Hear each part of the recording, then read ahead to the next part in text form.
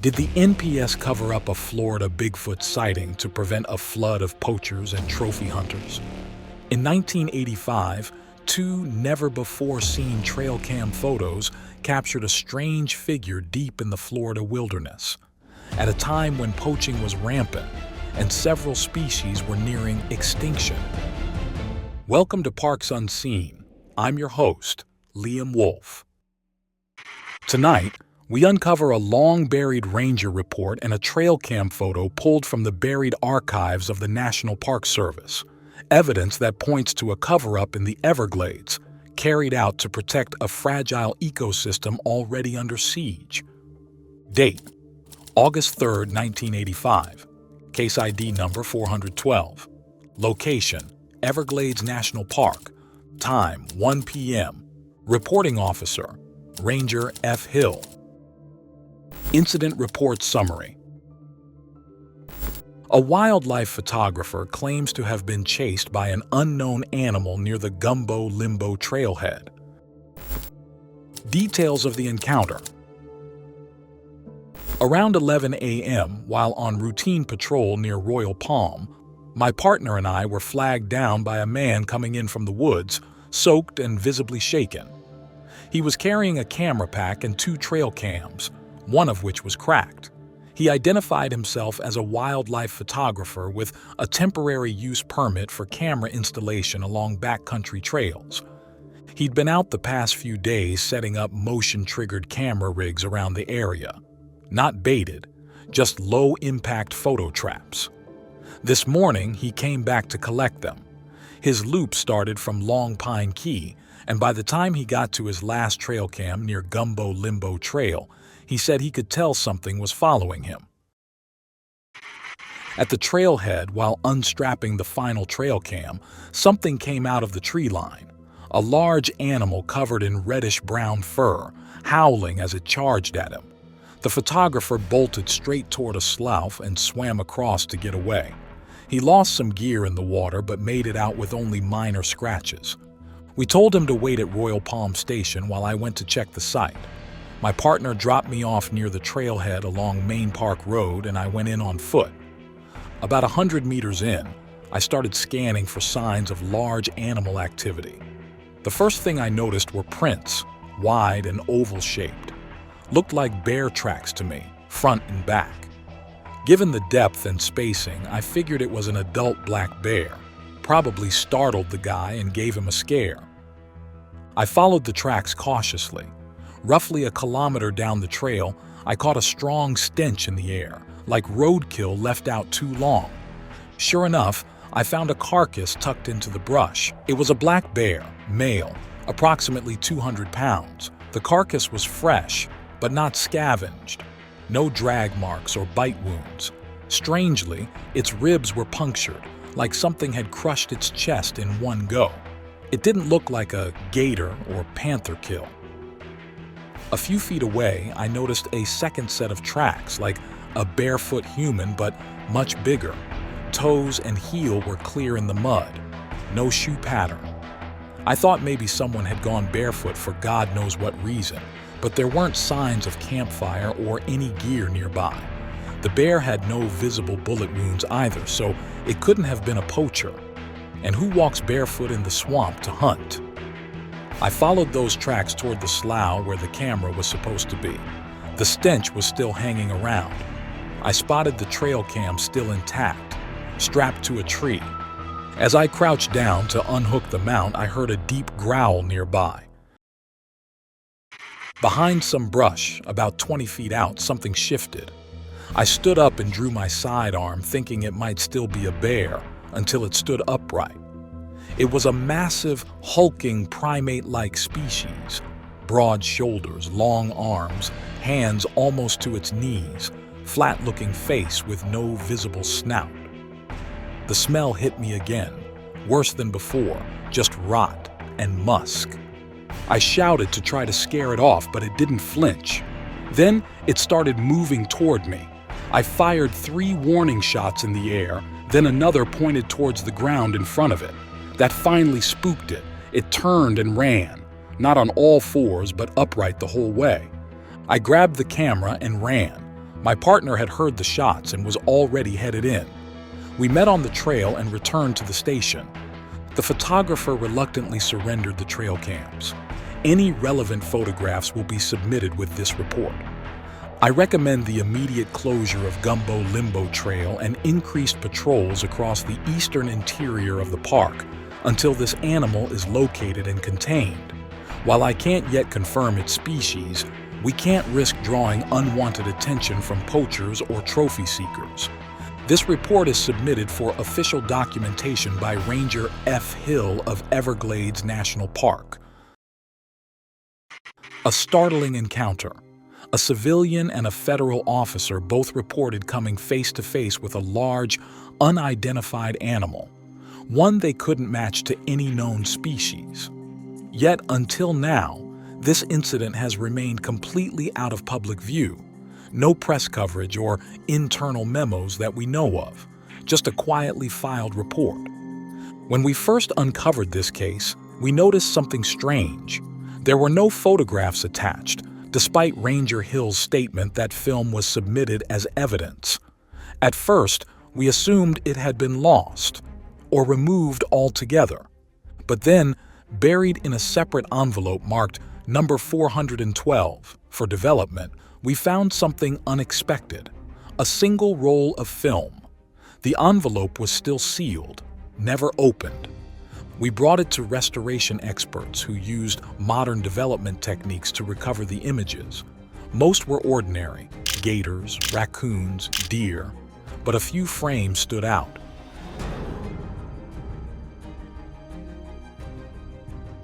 Just beyond the tree line, partially obscured by foliage, is a large figure, its silhouette barely visible. But the posture is unmistakable: upright, broad-shouldered, and bipedal. It matches the description provided by both the photographer and Ranger Hill during the encounter. And then there's a second frame.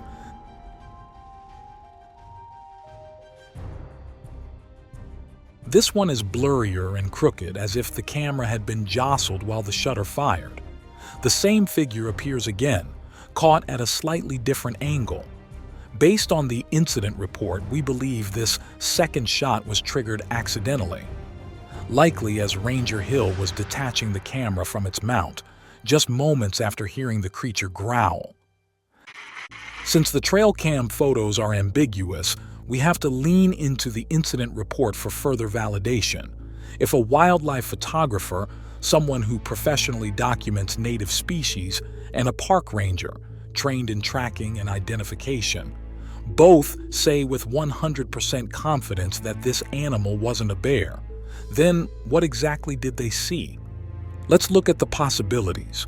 Florida black bears are native to the region and do stand upright on occasion. Although rare, they can also have a reddish-brown coat. But if the carcass Ranger Hill found near the site was killed by another bear, the wounds didn't match what you'd expect from a typical bear attack. There were no drag marks or bite wounds, and the body hadn't been scavenged. Instead, its ribs were punctured, as if something had crushed its chest in a single blow. Black bears are also notoriously skittish. The creature in the report wasn't even spooked by multiple gunshots.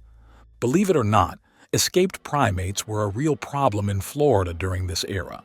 They came from roadside attractions, private collections, and even research facilities damaged by hurricanes and tropical storms.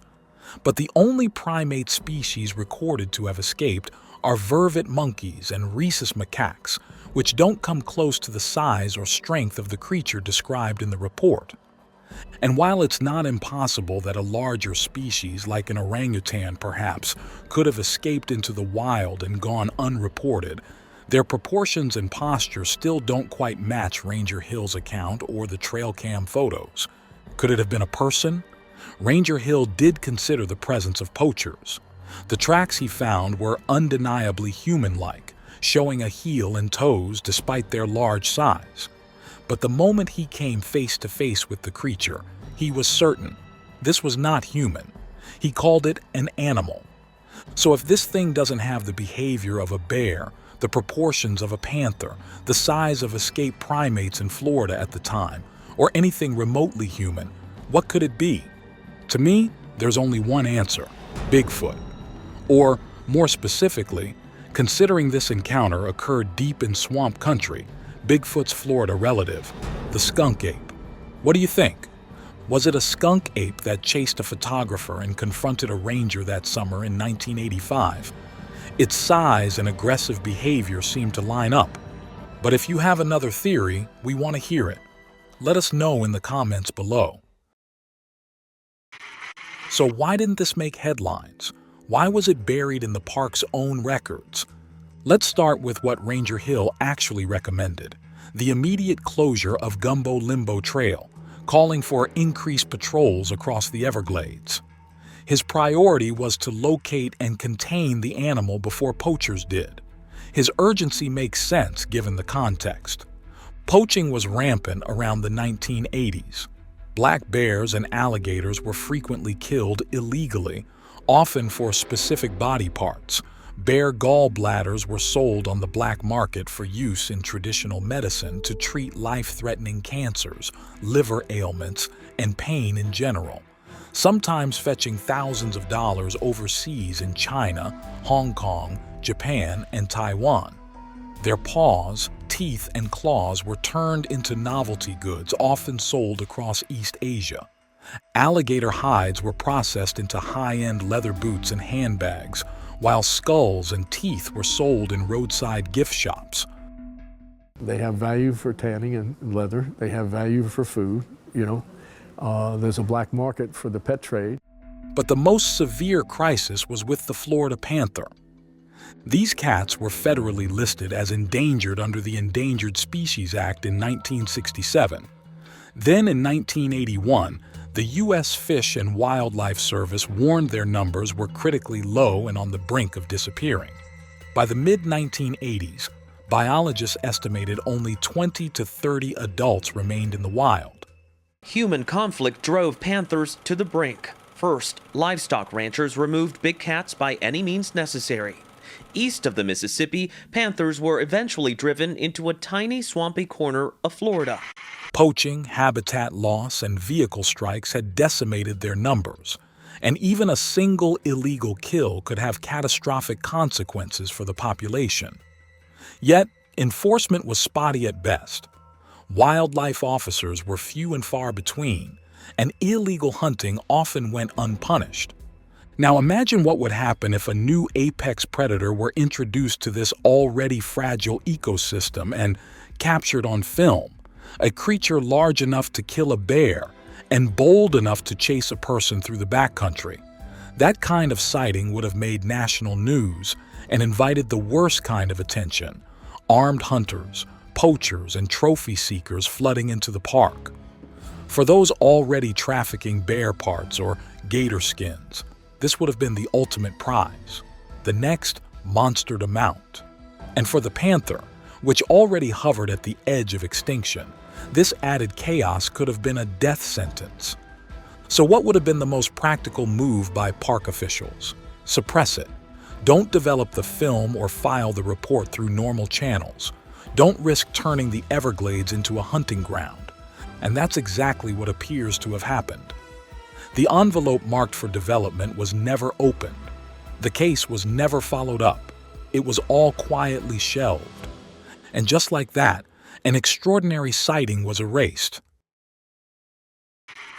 While this incident may have been buried, it wasn't the first or the last time something like this was reported in Florida. In 2016, Florida hunters Mark Barton and Chris Connor released footage they believe shows the skunk ape moving through the green swamp. After nearly 2 years of searching, they finally captured what looks like a large, upright creature partially hidden behind palmettos. The clip was picked up by local news and quickly reignited debate over Florida's most famous cryptid. And if you've been tuning in with us, you might remember this chilling encounter we covered in Big Cypress. Back in October 1980, 2 hunters were chased through the swamp by an upright, 7-foot-tall creature with long arms and dark matted hair. One of them managed to capture part of the encounter on video before dropping the camera in a panic. Decades later, in September 2008, a Miami resident reported seeing a large, dark figure near the Tamiami Trail in Big Cypress. He was on a morning surf trip when a strong, foul odor, something like a mix of wet dog and rotten eggs, caught his attention. That's when he noticed the figure, standing upright in the grass, standing at 5 to 7 feet tall, with broad shoulders and unusually long arms. Then, in January 2015, a man named Matt was canoeing through Lettuce Lake Park when he captured footage of an upright figure with long, swinging arms wading through gator-infested swamp. It went underwater and vanished without a trace. Rangers couldn't identify it, and neither could he. As frustrating as it is, the decision to shelve Ranger Hill's report makes a certain kind of sense.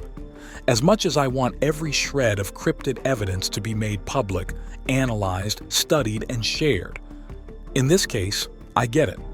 Because maybe this wasn't about hiding a cryptid, but about protecting the fragile balance of the Everglades and shielding endangered wildlife from the most dangerous predator of all, humans.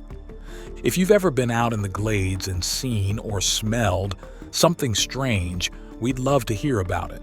Drop us a comment or email us directly at monstermythtv@gmail.com. Thanks for joining us on another journey into the hidden archives of our national parks. Until next time, stay curious and keep your eyes open. You never know what secrets may be lurking, waiting to be unveiled in the great expanse of parks unseen.